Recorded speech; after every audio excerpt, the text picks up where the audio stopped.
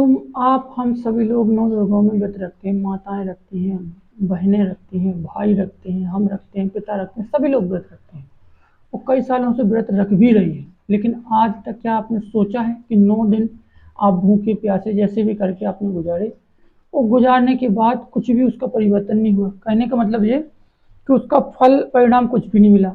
आपकी कोई तो विश होगी जो आप उस विश को सामने रख के व्रत रखते हैं, लेकिन क्या वो व्रत पूर्ण होने के बाद वो विश पूरी होती है, यानी वो इच्छा पूर्ण होती है?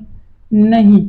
ऐसे ऐसे देखे हैं मैंने कि अपने एक जगह बैठ के दिवाली के पास बैठ के जहाँ पे माँ बिराजी हैं या जहाँ पे मूर्ति रखी है पूरे मतलब हमेशा वहीं रहते हैं और माँ की सेवा में लगे रहते हैं, लेकिन इसके बावजूद भी उनकी इच्छाएं पूर्ण नहीं होती।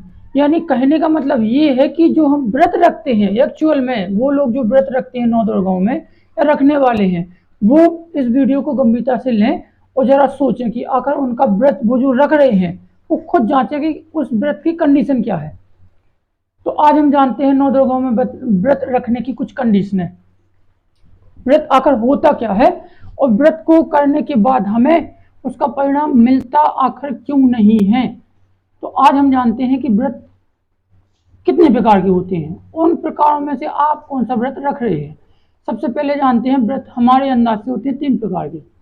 पहला उच्च, दूसरा मध्य, तीसरा निम्न। अब ये सवाल खड़ा होता है कि हम ये जाने तो जाने कैसे कि हम जो व्रत रख रहे हैं वो व्रत उच्च क्वालिटी का है, मध्य का है या निम्न क्वालिटी का है, और तीनों क्वालिटी के व्रत रखने पर हमें लाभ क्या क्या होगा। आज हम पूर्ण तरीका से बारीकी से इस विषय को जानने की कोशिश करेंगे। देखिए, सबसे पहले एक कंडीशन रखते हैं आपके सामने कि आपके सामने रसगुल्ला रख दिया, जैसे ही आपने रसगुल्ले को देखा तो रसगुल्ला खाने की जो प्रक्रिया है वो तुम्हारे अंदर जाग जाएगी। हम खाएंगे तो इसका रस कैसा होगा, इसको खाने के बाद मीठा खट्टा कैसा भी, मतलब जैसे ही देखा तो उसकी प्रतिक्रिया तुम्हारे अंदर जो डली है रसगुल्ला से संबंधित वो जाग जाएगी। अच्छा, अब आपने किस्मत से वो रसगुल्ला तुमने खा लिया, तो जब खाओगे तो जो तुमने सोचा है वही स्वाद खाते समय आपको मिलेगा, ठीक है ना। लेकिन जब आप रसगुल्ला खा चुके तब भी वही स्वाद आपके पास रहेगा। जिस मतलब तीनों कंडीशनों में एक में समझिए, जैसे तुमने जब रसगुल्ला देखा तब भी रसगुल्ला खाने की इच्छा जागृत हुई, या खाने के बाद जो तुम्हें महसूस होगा वो तुम्हारी पहले जाग गई देखने के बाद।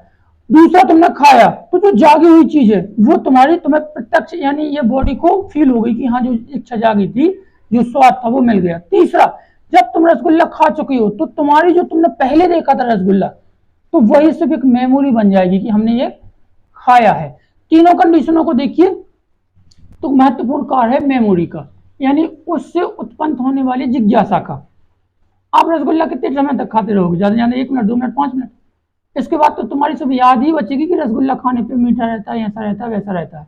या जब रसगुल्ला सामने आएगा तो वो मेमोरी जागेगी जब तुमने खाया है। तो मेरे कहने का मतलब जो व्यक्ति उच्च क्वालिटी का व्रत रखते हैं तो समझिए वो होता है मन से रखा हुआ व्रत। उसमें क्या होता है, जो व्यक्ति मन से व्रत रखते हैं तो वो जब समझ लीजिए कि उनके सामने रसगुल्ला जब आएगा या खड़ा रहेगा तो उनके अंदर खाने की जिज्ञासा नहीं जागेगी। ये व्रत होता है उच्च क्वालिटी का। ये रसगुल्ला का एक एग्जाम्पल हुआ, लेकिन आप दुनिया की किसी भी चीज को समझ लीजिए, युवावस्था में जो काम कीड़ा जागती है वो चीज उनके अंदर खत्म हो जाती है। मतलब कहने का मतलब हमारा ये है कि दुनिया की कोई भी चीज आए उस समय तो वो उससे उत्पन्न होने वाली जो क्रिया है, जैसे रसगुल्ला रखा ना, तो रसगुल्ले से जैसे ही तुमने देखा तो खाने की जो प्रक्रिया है वो तुम्हारे अंदर जाग गई। जब हम खाएंगे तो मीठा रहेगा, इसका स्वाद ऐसा रहेगा, मन ललायत होगा कि अब खा लें, ठीक है ना। तो जो उच्च क्वालिटी के व्रत रखने वाले व्यक्ति होते हैं, जो साधक होते हैं, उनके अंदर चाहे स्त्री उनके सामने से गुजर जाए, चाहे रसगुल्ला रखा हो, चाहे बच्चे हो, चाहे कोई भी हो, उनके अंदर उस चीज से प्रतिक्रिया नहीं जागेगी। ऐसे व्यक्ति जो व्रत रखते हैं यानी अपने मन को स्टोर करके रखते हैं कि उनका मन किसी भी चीज पे भागे ना, या जो वो मेमोरी जो यहाँ डली है गंदी संदी वो चीज जगे ना। ऐसे व्यक्ति होते हैं उच्च क्वालिटी के साधक, जिनको हम योगी पुरुष भी बोलते हैं, एक अच्छा साधक भी बोलते हैं। जो व्यक्ति इस कंडीशन को रखते हुए व्रत करता है कि 9 दिन खाए पिए कुछ भी करे, उसको इससे कोई मतलब नहीं है, वो तो खूब ठूस ठूस के रोटी पे ले रख ले। लेकिन महत्वपूर्ण जो कनेक्टिविटी है, यानी जो तुम जिसे तुम खींच रहे हो वो भी नहीं दिखाई दे रही। तो तुम जिससे खींच रहे हो, जैसे एक लोहा का औजार प्लास है, तो वो फिजिकल है ना, वो दिख रहा है, तो उससे तुम फिजिकल चीजों को पकड़ सकते हो, यानी फिजिकल से फिजिकल तुम पकड़ सकते हो जो दिख रही है। लेकिन अनफिजिकल चीज को पकड़ने के लिए तुम्हें फिजिकल चीजें उपयोग में नहीं आएंगी, वो अनफिजिकल ही रहेंगी।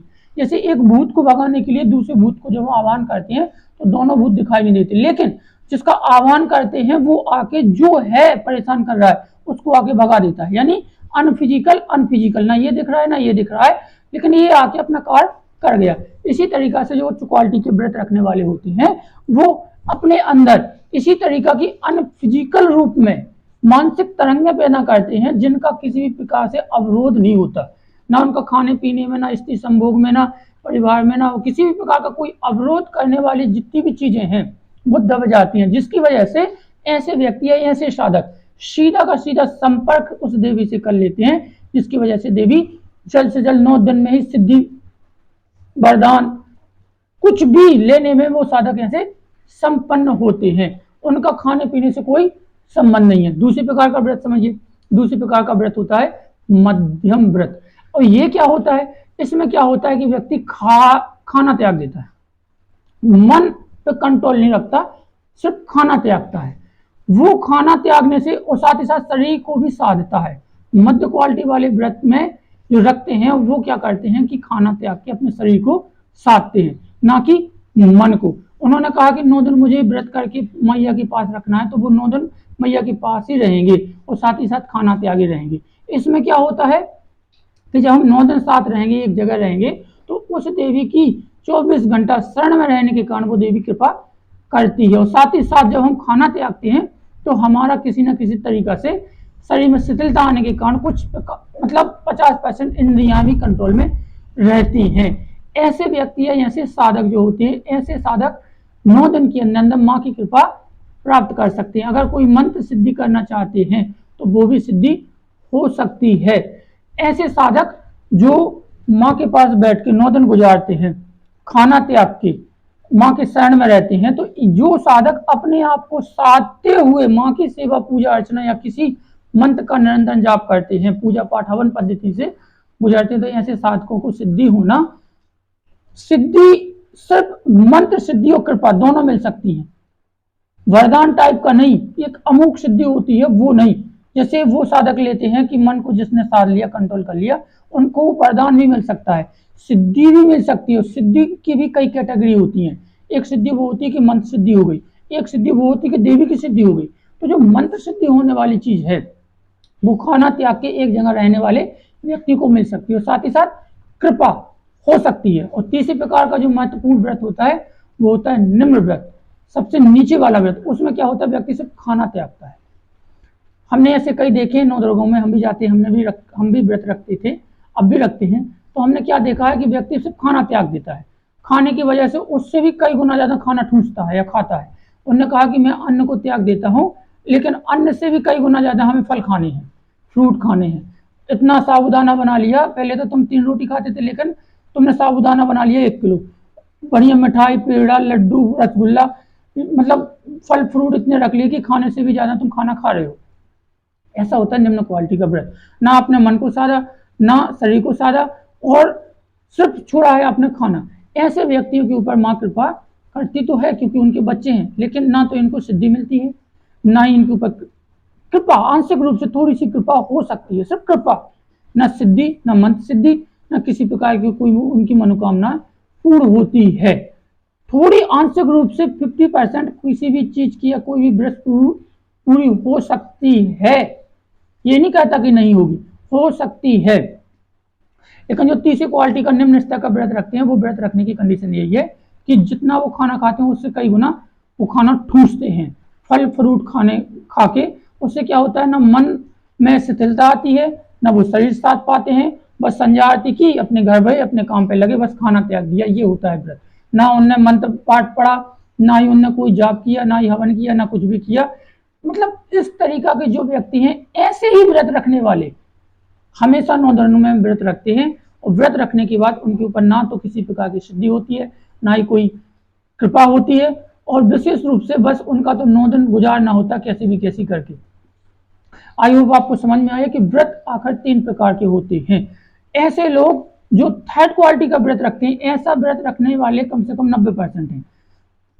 5 से 7% लोग व्रत रखने वाले ऐसे होंगे जो 9 दिन माँ की शरण में रह के अपने शरीर को साधते हैं, और मुश्किल से 1 या 2% ऐसे व्यक्ति होंगे जो अपने मन को साधते हैं, मानसिक तरंगों द्वारा देवी का आह्वान करके उसको खींचते हैं। आई होप आपको समझ में आया होगा कि व्रत आखिरकार 3 प्रकार के होते हैं। आप इन व्रतों में कौन सा व्रत रख रहे हो? व्रत से संबंधित, देवी से संबंधित, उनकी पूजा पाठ से संबंधित अगर कोई व्यक्ति हमसे कोई सलाह, मशवरा या कोई जानकारी लेना चाहता है तो कृपया करके मेरे इस नंबर पे संपर्क वो कर सकते हैं। जय माता दी।